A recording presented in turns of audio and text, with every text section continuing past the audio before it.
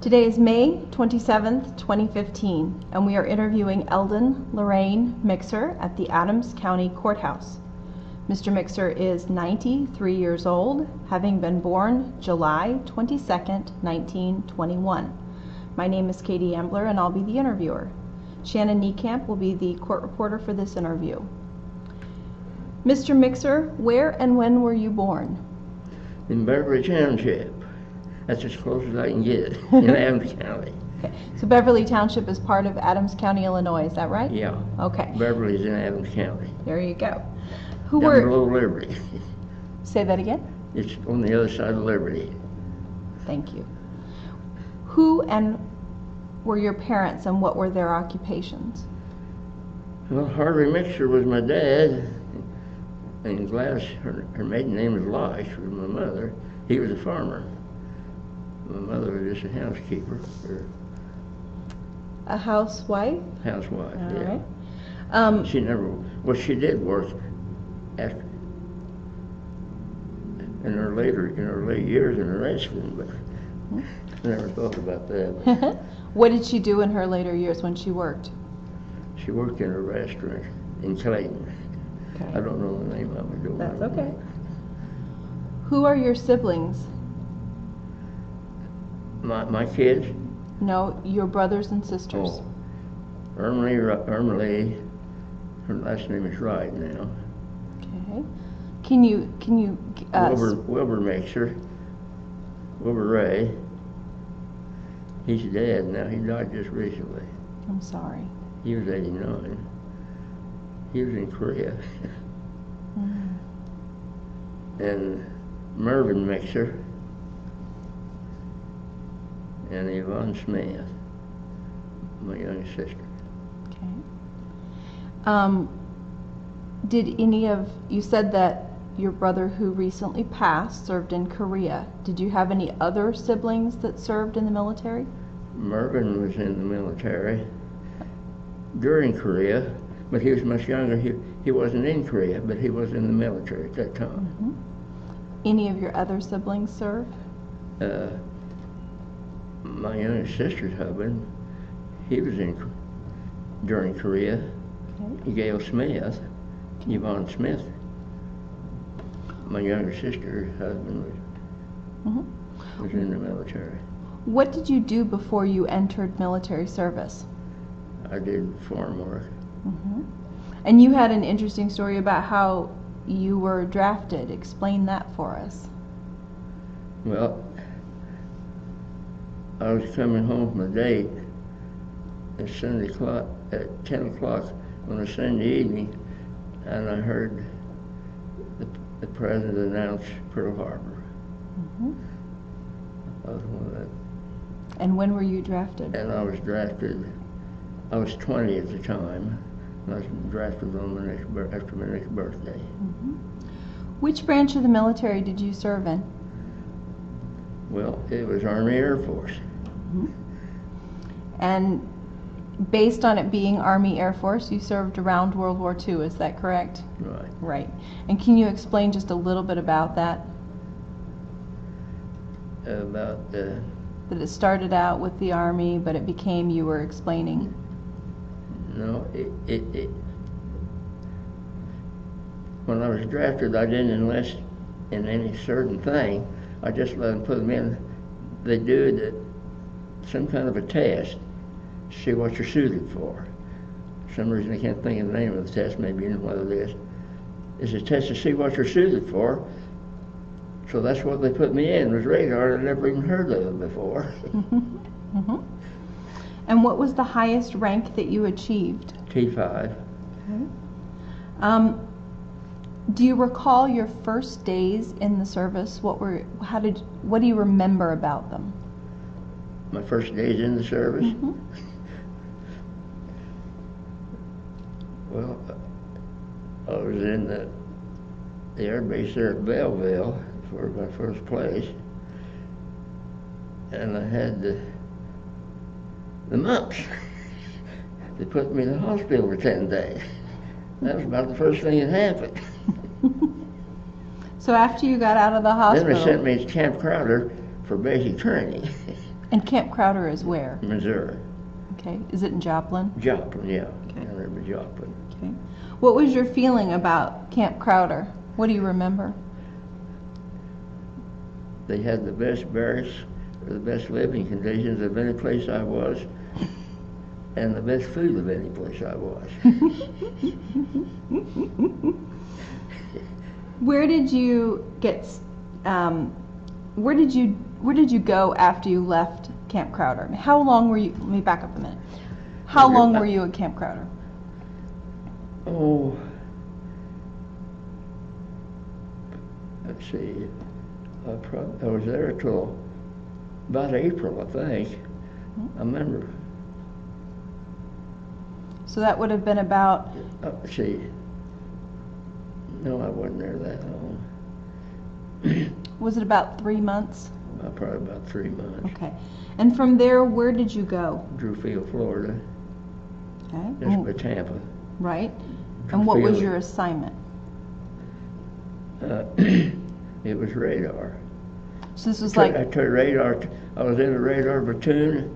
We took maneuvers out in Florida with the radar. We slept on the ground in a little pump tent with alligators nibbling on our toes. Was this advanced? Slept on the ground on a blanket in a little pup tent. Two of us in a little pup tent. Mm-hmm. How long were you doing that? I was doing that as long as the Camp Crowder ate. Another. Or Drewfield, rather. So about another 3 months. I think I was doing that about to April, I think. Okay. Was this like advanced That's training in radar? That's when we left Camp Crowder on a troop train 5 days to San Francisco. Okay. I was doing it for that, and I was thinking about April. I remember the Mississippi River was flooded. We'd come through St. Louis and the rivers were flooded. Mm-hmm. That's why I say April. That's about when floods usually are. That is often when it floods. Do you remember your instructors in basic training? Do you remember what they were like? Terribly strict. Were you ever in trouble? No, never was in trouble. I had a friend that was, or one of the guys slept beside him. The old barrack sergeant said, "Get up." Well, he thought that old sergeant was going to holler at him about 3 times.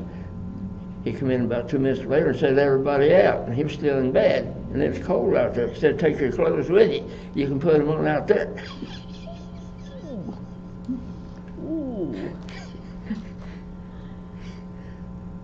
Did you have? So you got to learn to jump when that old sergeant hollered. That's right. How did you adapt to military life? The physical regiment, the food, the barracks, the social life. How did you adapt? I liked the military. I liked it overseas the best. But it was terribly tough, especially through New Guinea, the jungle war. So after training, you take the troop train to San Francisco, and where do you go from there? I was on the troop train for 5 days. Then we went to Brisbane, Australia. Mm-hmm. 2 weeks and 2 days on a fast ship, and it zigzagged all the way across the ocean like that. Do you remember the name of the ship? SS Lurline. Say that again. It was a Matson liner. There was 3 of them, and it's the SS Lurline.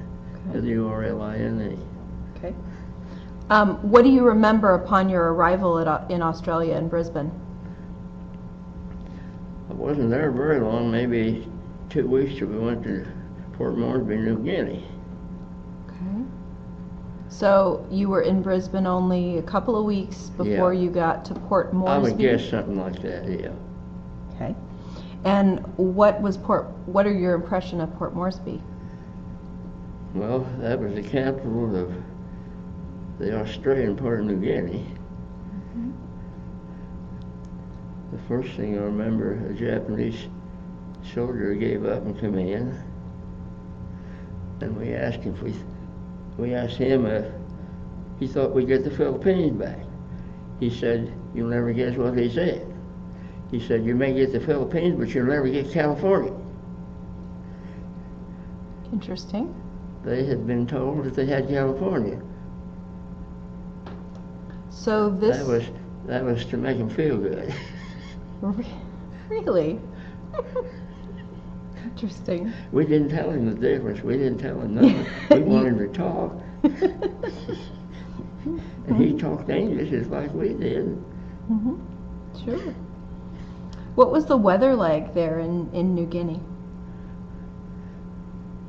Terribly hot. Was it The damp? equator goes through the northern part of New Guinea. It was hot and humid and rainy quite a lot. Mm-hmm. It was miserable weather. Miserable, yeah. And what part of the year were you there? Summer? Well, I fall? was probably in New Guinea almost a year or something like that. So you saw all the weather all year? Yeah. Oh, yeah. Mm-hmm. And it didn't change. Did you see any frontline action? Well, I was in combat area most of the time I was over there. Your duties were as a radar operator, is that correct?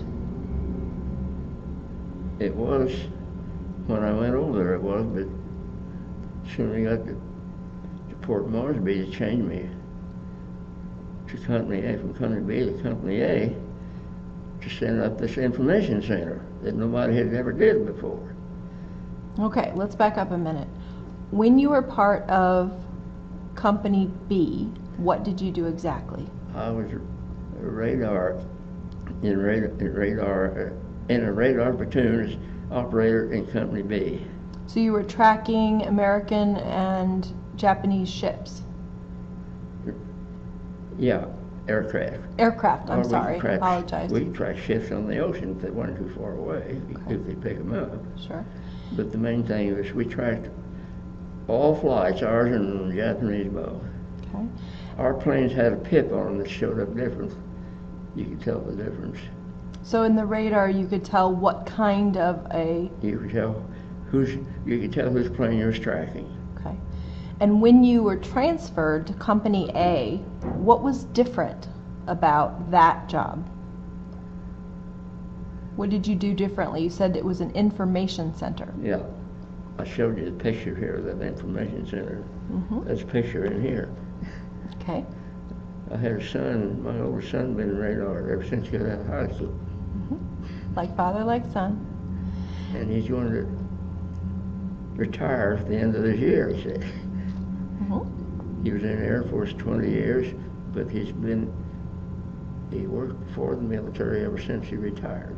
Ah, so he's a contractor. He's been with the military all his life since he got out of high school. Fantastic. He's Now- 67. And I want to ask you a couple more questions about your children and their military experience in just a minute. Let's go back just a minute to your time. In terms of this radar, when you changed to Company A, okay, this is where you were doing the tracking. I was doing what? You were doing the tracking of the aircraft. Yeah. Okay. I think I may have got you confused. When you were part of Company B, what did you do? No, in Company B, Mm-hmm. we just picked up the aircraft and contacted the pilots. Ah, okay. So you were just letting the pilots know. Yeah. Okay. And So that wasn't working too good. See, Company A was over there before Company B was for a while, and it wasn't working too good. So they transferred about 35 guys out of Company B into Company A to set up this information center, which had never been done before. Interesting. The table of organization didn't even call for it. They couldn't give you no higher rank because it wasn't even, there's only allowed so much rank in the company. They wanted to give me a higher rank, but they couldn't. Because those things... They asked me if I'd do it anyway. I said, yeah, I'll do whatever I need to do. Sounds like a good soldier. What kind of friendships and camaraderie did you have when you served? What kind of friendships did I have? Well, sir, them guys was your family. You didn't have nobody else. They was all, the ones you were friends with, they were good friends. And we was good friends till we died. I don't know if one of them's alive yet today. I don't hear from none of them. Yeah. Who were some of the people that you kept track of? Charlie Patter, Silver Hanson. I got a picture of some of them in here. Burris, Gerlander. Are those last names, Burris and Gerlander? Yeah, them are last names. Okay, okay. And you said you kept track of them when you got home, right? Yeah, we had 3 reunions.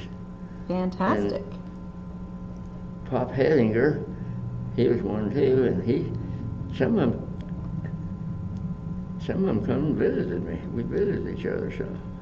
That's wonderful. And seen each other reunions, yeah. That's wonderful. We was friends forever. How did you keep track of your friends and your family back home while you were there? How's that question now? Sure. How did you keep track of your family and your friends here in the States while you were overseas? Well, just by letters. Did you write a lot of letters? Quite a few. Did you get a lot of letters yourself? I got quite a few.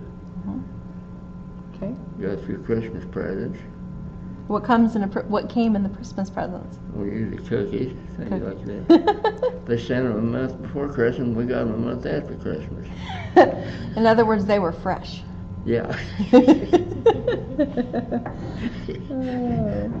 What did you do for recreation? We kept moving. They sent them to one address and we done moved to another one. I don't think that the mail service was too good over there. Understood. What did you guys do for recreation when you were off duty? Well, Charlie Patter and I would play horseshoes. Bet you got pretty good. We was both awfully good horseshoe pitchers. We was the best in the company. We had a medic who was better than we were. He never missed a ringer. But he couldn't play with us. We played in the evening, and that's when he did his work. The ailing people was in the evening, and he couldn't play with us. Aha. Do you have any medals or citations from your time in service? Well, I got the War II medal for winning War II and reclaiming the Philippines. Do you have a couple of bronze stars? I got 7 bronze stars. Yeah. Do you have any overseas ribbons? Yeah, I got overseas ribbons. I got 5 of them, and one only goes at a slant for 3. Then 5 was for 6 months. Each 6 months combat or something. And the one at a slant was for 3 years in the service. I had one of them. Oh, good conflict medals and things. Do you remember who gave the medals or citations to you? Did they do it in a ceremony, or did they just kind of mail them to you? How did you get them? They gave them to me when I was discharged. A lot of them when I was discharged, I was out of them. But here sometime, here about a year ago, I asked them to reissue them. The senator, state senator, well, state senator we don't have anymore. He's the one who did the work. He got them reissued. They said my records had been in the fire, and they're having a hard time. By you say your records have been in the fire, are you talking about the National Personnel Record Center fire in St. My Louis? military records had been in the fire, and they was damaged. But you got all your medals. They did pretty well. They missed one for Wadke. Okay. They gave me, I guess they did the best they could do. Where else did you serve besides Port Moresby? Well, I went to Leyden, New Guinea, and Hollandia. Okay. Then I went to Wadki. That was, I'm not sure if that was part of New Guinea or Indonesia. It's an island off the coast. It's Indonesia now at least, but I'm not sure what it was. Okay. You were involved. From there, from Wadki, went to Leyte Island in the Philippines. Then Mindoro Island, invasion there. That's where the kamikaze got after us. Then we went to Luzon. And is it from there you came home to the States? Yeah, from Luzon. Okay. The war ended. Let's back up just a The minute. war started in Manila and ended there. Let's back up just a minute. Talk to me a little bit about Wakati Island. Wadki? Yeah. W-K-D-E? Yeah. Is it A-K-D-E? W-A-K-D-E. Okay. Okay. And it looks like there was some time there when you had an invasion. Talk to me a little bit about that time. Did I write down there how many was killed there? Looks like it. The notes say about 40. Well, that was the toughest place I got into on land. The first night we slept in foxholes. And we couldn't get into operation there. So the next day they took us to another little island, just swim distance from Wadki. But there wasn't any fighting on at the time. So we set up there, got into operation.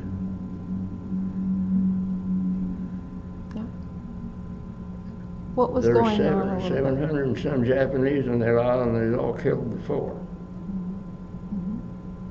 We lost 40 men killed and 100 and some injured. That's not my count, it's one of these books here. What do you remember about the invasion time? Well, I was walking through the water to get to land, and one of Mom's cousins was to a movie, and she seen me walking to land through the water. That's what Mom wrote and told me, and I told her that's exactly what I was doing. Said she jumped up and said, she hollered, I screamed out, "Oh, there's Lorraine," she said. Oh my. Yeah. I didn't know to get my picture taken, but she claimed she seen me anyway, Mom's cousin. Oh my goodness. When did you have the opportunity to see Bob Hope? Well, that was on Wadki. So it's right about that same time, right? Yeah, it was probably, I think it might have been in May. Okay. Do you remember who Bob Hope was with? Carol Landis was one, I believe. I think I remember the others. I heard her name, they can't all hand think of them. What do you remember about the show? What? What do you remember about his show? It was excellent. The boys did an awful lot of whistling at the girls. Surprised. So you said that you were in Luzon right before your discharge. Is that right? Well, yeah, I was on Luzon, the last place I was at over there. But before that, I was there probably about, we come home probably about November. I didn't get home in time for for Thanksgiving, but I was home in time for Christmas, I remember. In between Thanksgiving and Christmas of '45, right? Yeah. Okay. You mentioned that you got into a little hot spot with the kamikazes. That was in San Jose, Mindoro, is that right? Right. Okay, talk to me a little bit about that experience. Well, I think they hit 3 ships. They dive into them with ship loaded with bombs and fuel. I think they hit 3 ships, and one of them, I was standing at the rail on it was an LST with a truck. Beside the truck that I drove on, I was ready to drive off. We were getting close to land, and one of them came from behind us. He drove right along the ship. I could see the pilot sitting there. I could spit on the wing up. He was so close, I think I could spit on the wing up zero. As I say, that zero. I think he was taking inventory to see how much damage it did and stuff. And he kept it going and went toward Manila. I never seen anybody after him or anything. I don't know if of course, with him down there so close to the ships, he couldn't shoot at him. Right. What was the LST? He could have killed me in a second there, but he didn't. Mm-hmm. Which LST was it? I don't remember the name of it. That's okay. That's okay. We traveled on LSTs, and I still wish today that I kept a record of every place I was and everything like that. Tell us just a little bit about how, as someone who did the radar tracking, in that, as you said, that command type of center, how did you end up on ships like LSTs? Did they send you places, or is it just moving you from location? We was on invasions. Okay. We was on invasions. Okay. We made several invasions. Well, and in my military life, I spent 3 months on the Pacific. I had at that point in time. So basically, as this radar position, they moved you everywhere they went as part of the invasions. Is that right? A lot of times they sent those radar units ahead of the invasion. In a PT boat, traveled 60 miles an hour on top of the water, not in the water. When they're traveling that fast, they're going on top of the water. Understood. And they sent them in at night in what was supposed to be safe places. See, we took a P-38 and took all the armor off of it so we'd fly high and put cameras on it. We took pictures of places all the time. Some of what you were doing was sort of like radar reconnaissance. You were figuring out where. We tracked well, in this filter center that I worked in there, talking about, we had a big table, bigger than that table there, square, and it had a map of the area on it. And we tracked all flights on that map.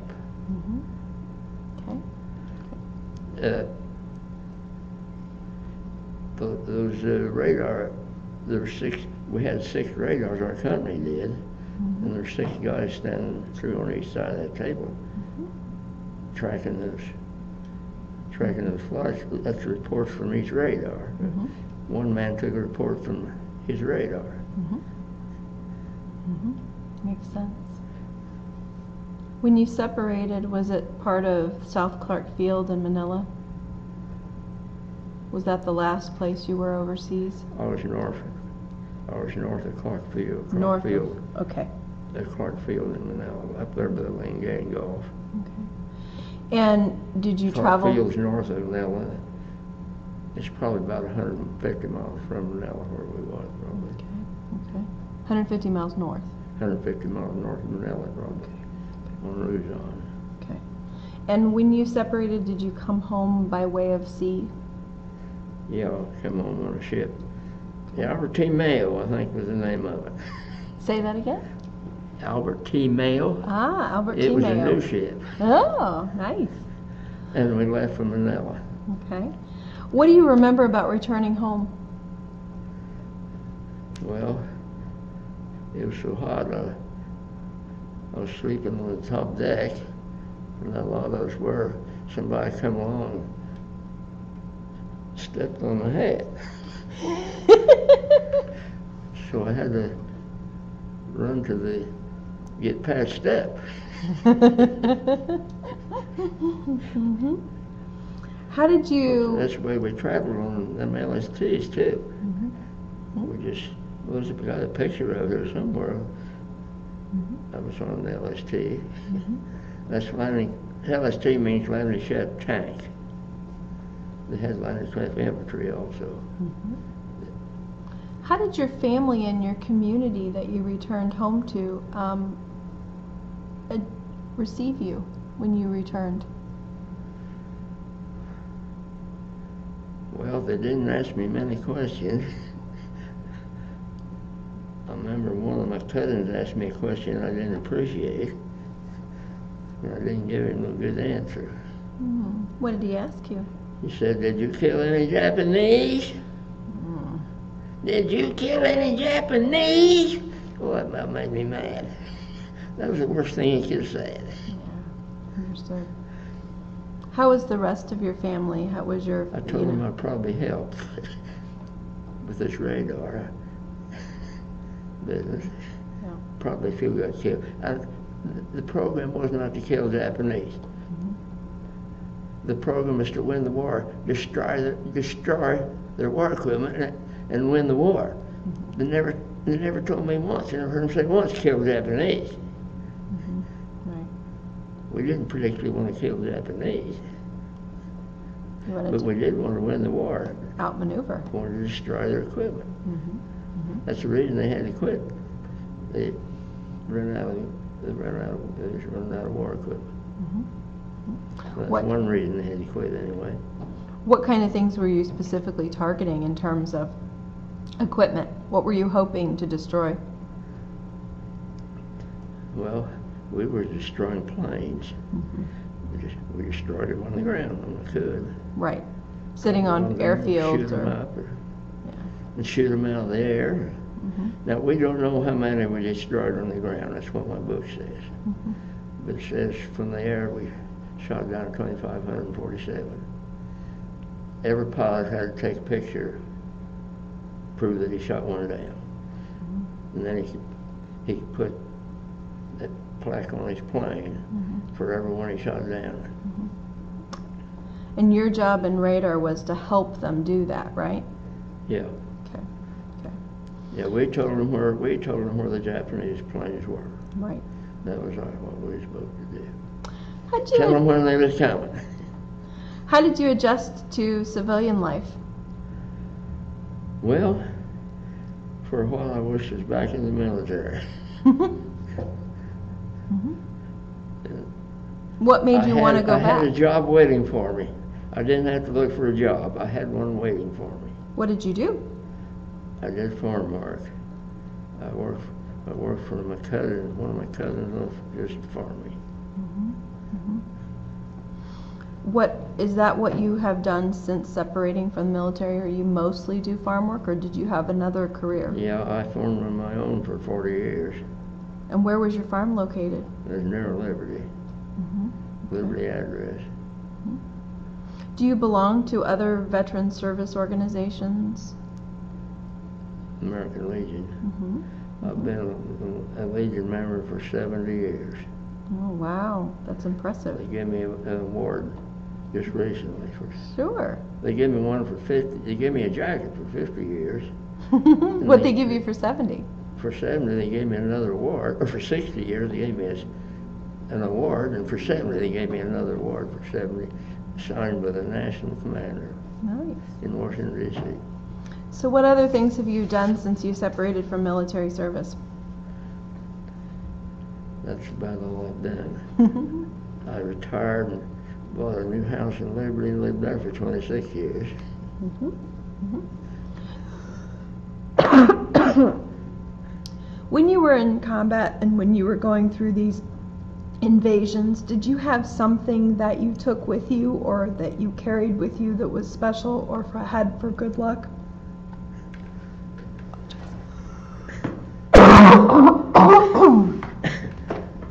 That sounds like me. I apologize.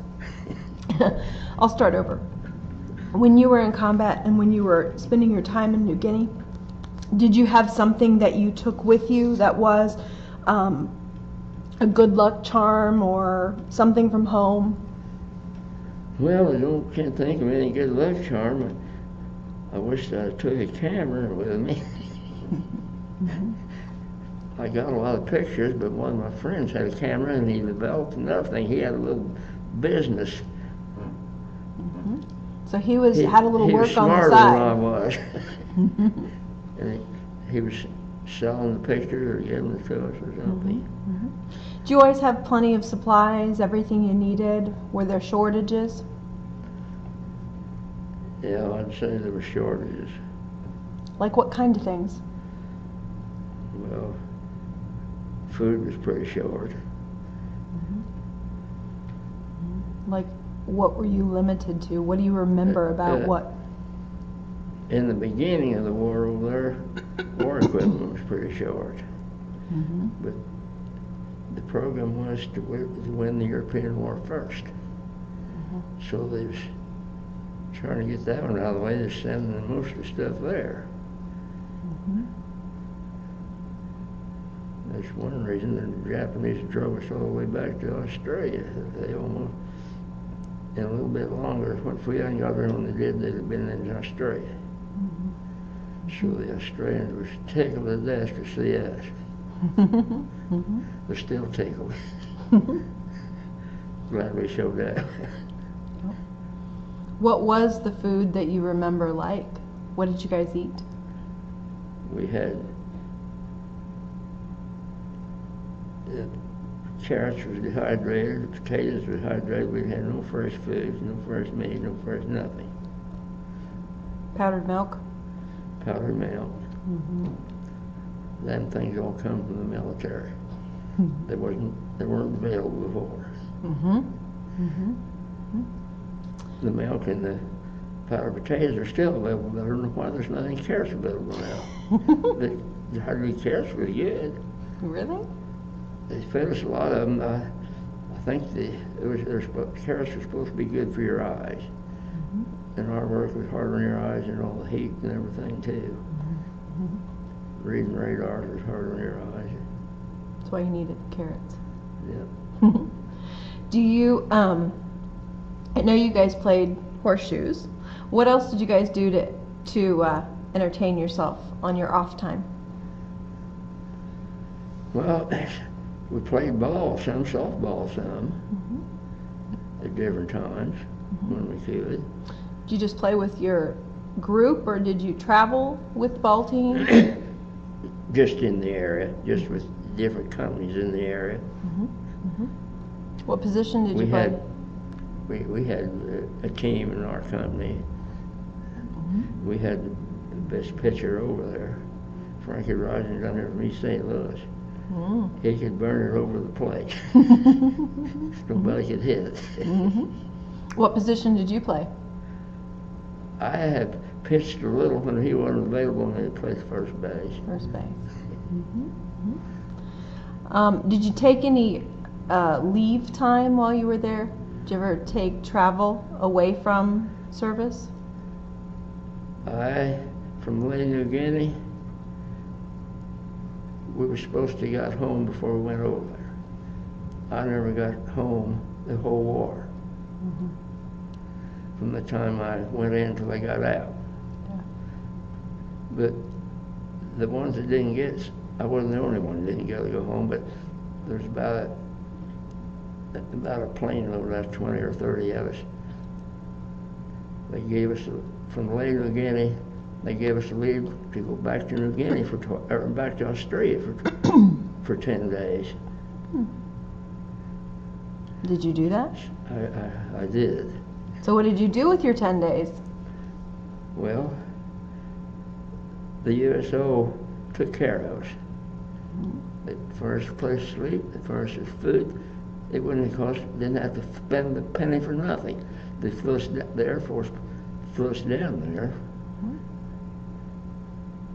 So what did you do while you were there? Did you sightsee, or did you just relax? Well, they furnished us, the USO for instance, Australian girls to go, was on the beach to go swimming with and dance with. You had Nobody dated them that I know of, ever heard of, but they just show you a good time. You enjoyed your 10 days. Get your mind off of the war. Mm-hmm. Mm-hmm. I remember this one Australian girl she was really putting on a show for us.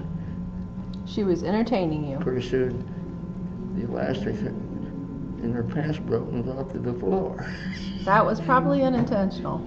So she walked off of the floor, just taking a little step. Oh dear. Oh.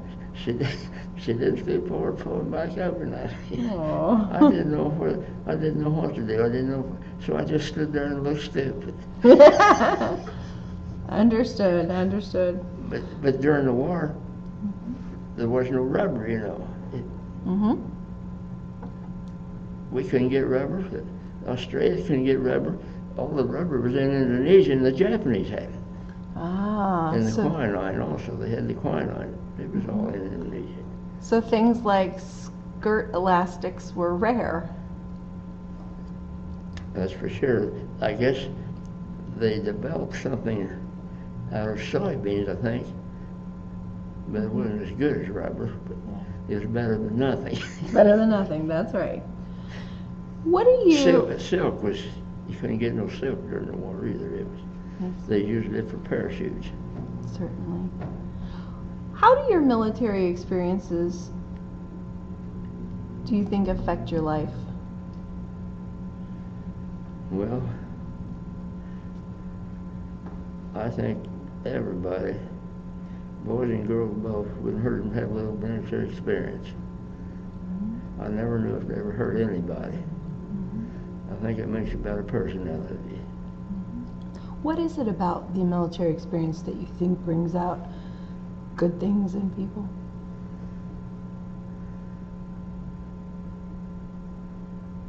Well,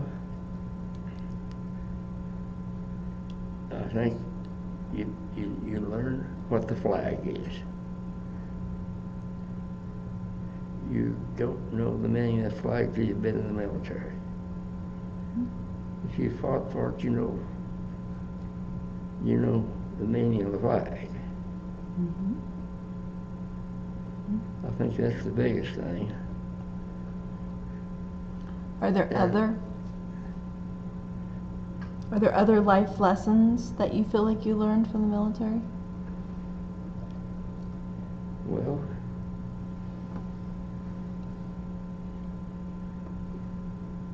you learn to listen what other people tell you. Pay attention to what they say and try to be a better person when I get through talking.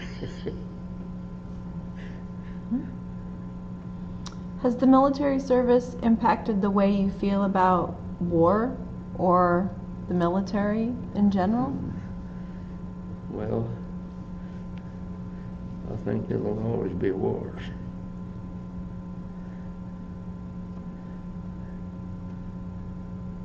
And I don't think it hurts if we help to stay free. Mm-hmm. Mm-hmm. The way they say in the military, freedom is not free. And that's the truth. It isn't free. Mm-hmm. They don't give it away. You have to earn freedom. They had to earn it for us before our day. You have a son, you mentioned, that served in the Air Force and retired at 20 years. Do you have other children that have served in the military? Yeah. My youngest son, he was in the Air Force also. Mm-hmm. He was in the war, Afghanistan, Mm-hmm. or before that. Iraq? Or whatever. Oh, I can't think of the name of it. Was he part of Iraq? the Yeah, Iraq War? he was in Iraq. Okay. He loaded bombs on bombers in the Air Force. How did you feel about having your sons go into the Air Force? Well, I think they did it because I did. Because I was in the Air Force. My oldest son, he was in other electronics for a couple of years, and he changed to radar. And he ended up a radar engineer. He flew with it. He's been everywhere in this world, practically, with radars. They put in a new air base someplace. Even the Marines, they call him to give him radar and air control equipment. He knows radar from A to Z. I think he's the best they got. That's my opinion. Understandable. They always calling him. Oh, yeah. He's been in South America. I didn't know we had anything in South America, but we do. He's been there a number of times. Korea. He's even married to a Korean once. They had 2 boys. What message would you like future generations who view this interview to know? Well, be glad they're an American.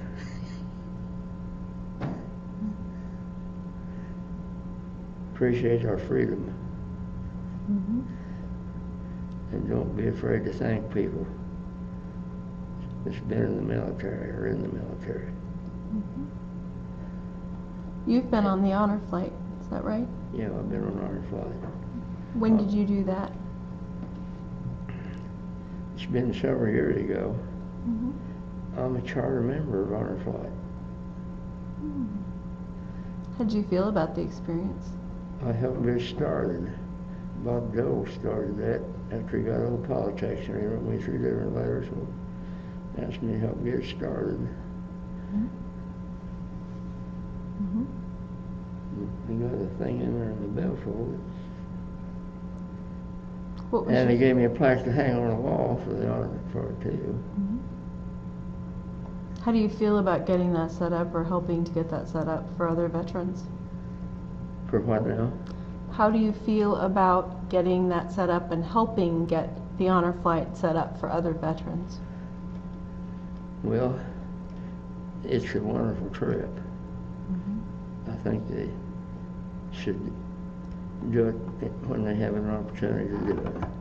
They'll never regret it. They give you a big welcome there and a big one when you get home.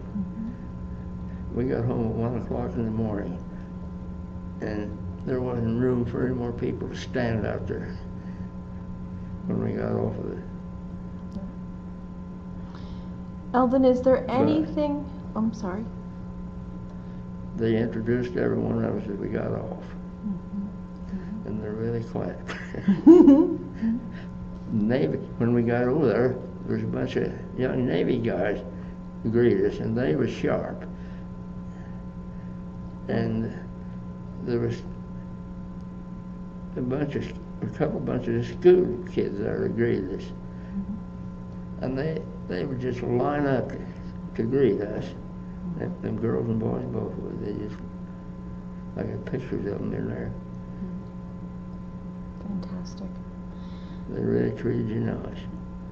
Is there anything else that you feel that we haven't discussed that you want added to this interview? Is there anything I didn't ask? Well, offhand, I don't think of anything. I probably will tomorrow. Of course. That's the way it always works. I want to thank you very much for your time. It's been a pleasure. Well, I am glad to have the opportunity. I would have done it last year probably, but my knee wasn't too good a shape at that time. Now you're fighting for him. Yeah. Thank you, Mr. Mixer.